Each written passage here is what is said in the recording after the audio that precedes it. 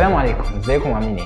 انا جاي النهارده اتكلم عن ظاهره ديجافو. ايه ظاهره الديجافو دي بقى؟ ديجافو هي كلمه فرنسيه الاصل ومعناها شوهد من قبل، واللي سماها كده هو العالم والفيلسوف الفرنسي ايميل بوريك، وكمان اتكلم عنها باستفاضه في كتابه The Physiology of the Future او بالعربي مستقبل علم النفس اللي كان سنه 1918. ده كمان خرج انواع تانية وعلماء النفس قسموهم لثلاث انواع، واولهم ديجا فيجو او ما تم رؤيته من قبل، وكمان ديجا سنتي او ما تم الشعور به من قبل، وكمان ديجا فيسيتو او ما تم زيارته من قبل. الموضوع على فكره كبير جدا، وعلماء النفس كانوا بيسموه بالامر الخارق للطبيعه.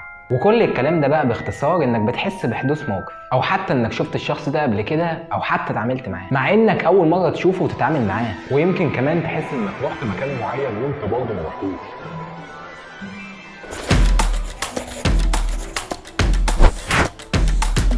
خليني دلوقتي اقول لك ان ظاهره ديجافو هي ظاهره نفسيه وبتحصل لكل الناس تقريبا، لدرجه ان لما عملوا ابحاث لقوا 80% من البشر بتعدي عليهم ظاهره ديجافو. طبعا انت دلوقتي بتدور على الجانب الايجابي، احب اقول لك ان ظاهره ديجافو بتحصل لكل الناس تقريبا، ولكن بتحصل اكتر واكتر للناس المبدعه واللي بيشوفوا الحياه بشكل مختلف وبيقدروا يشوفوا جوانب كتير لكل حاجه، حتى لو منظر طبيعي او مكان او نوع اكل او حتى شكل البشر نفسه. خليني اقول لك ان بسبب السوشيال ميديا بقينا نتعرض لديجافو اكتر. هتقول لي ليه؟ هقول لك لان وانت بتستعمل السوشيال ميديا بتكون بتعدي على بوستات كتير وبتعدي على مواقف كتير يمكن ناس كتير ما شافتش اللي انت شفته، لان السوشيال ميديا بقت تقرب المسافات بين اشخاص كتير وبين عوالم كتير وبين الكون كله، وممكن اللي انت بتشوفه في يوم شخص تاني يعيشه في 50-60 سنه، لان انت وانت بتستعمل السوشيال ميديا بتشوف معلومات تاريخيه ومعلومات ثقافيه ومعلومات علميه، فبالتالي المعلومات بتبدا تدخل مع بعضها ويبداوا يكونوا في عقلك حاجات شبه بعض ولكن مش مترابطه. وبالذات كمان الشورت فيديو او فيديوهات التيك توك او فيديوهات الانستجرام ده بيخلي عقلك يتشتت جدا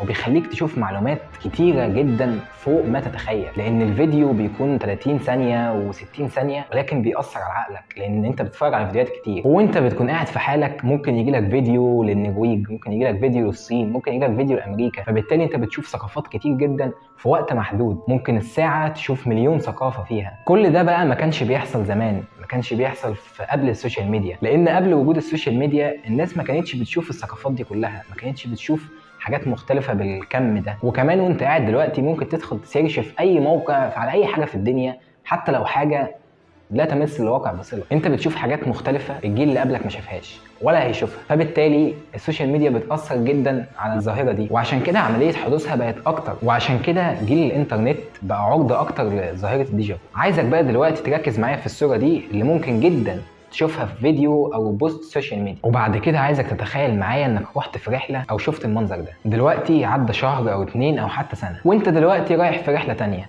وشفت المنظر ده. خليني اقول لك ان بنسبه 90% هيحصل لك تاثير الديجافو في الثلاث صور. وده بقى ليه؟ لان زي ما قلت لك من شويه الشخص المبدع او اللي بيشوف الحياه بشكل مختلف نوعا ما بيحصل له اكتر ظاهره ديجافو. تفتكر بقى بعد كل الكلام ده مين اكتر فئه بيحصل لها الظاهره دي؟ طبعا هيجي في دماغك تقول لي الاشخاص اللي فوق ال60 بما انهم مروا بتجارب كتير ومختلفه. هقول لك ده صح جدا، ولكن ده كان زمان، ولكن دلوقتي في ظل السوشيال ميديا وانفتاح العالم والتجارب الاكتر بكتير من اللي كانت متاحه زمان، وعشان كده الظاهره دي انتشرت اكتر في الشباب من سن 18 لحد 35، وده طبعا بسبب وجودهم الكتير جدا على السوشيال ميديا زي ما اتكلمتك من شويه، وده بيخليهم يشوفوا حاجات كتير جدا جدا جدا اليوم الواحد، الحاجات الكتير جدا اللي يمكن شخص في سن ال60 ما شافش نصها في عمره كله. ومن تفسيرات العلماء اللي رغم انها علميه ولكن فيها هبد كتير جدا، وطبعا ده ظهر بعد فتره من خروج التفسيرات دي. اول هبده معانا ان ظاهره ديجافو بتحصل بسبب حاسه النظر، والنظريه الهبديه بتقول ان في عين بتسجل الموقف اسرع بكتير من العين الثانيه، وعشان كده بنحس ان احنا شفناه قبل كده، وهو اصلا بيكون نفس الموقف اللي احنا فيه دلوقتي حالا. ولكن بقى اللي اثبت خطا النظريه دي وان هي هبد انهم عملوا تجارب على اشخاص مولودين بعين واحده ولقوا برضه انهم بيحصل لهم ظاهره ديجافو. خلينا بقى دلوقتي نخرج بره ظاهره ديجافو واقول لك ظاهره ثانيه مشابهه جدا ليه، وهي ظاهره جيميفو، وهي برضه كلمه فرنسيه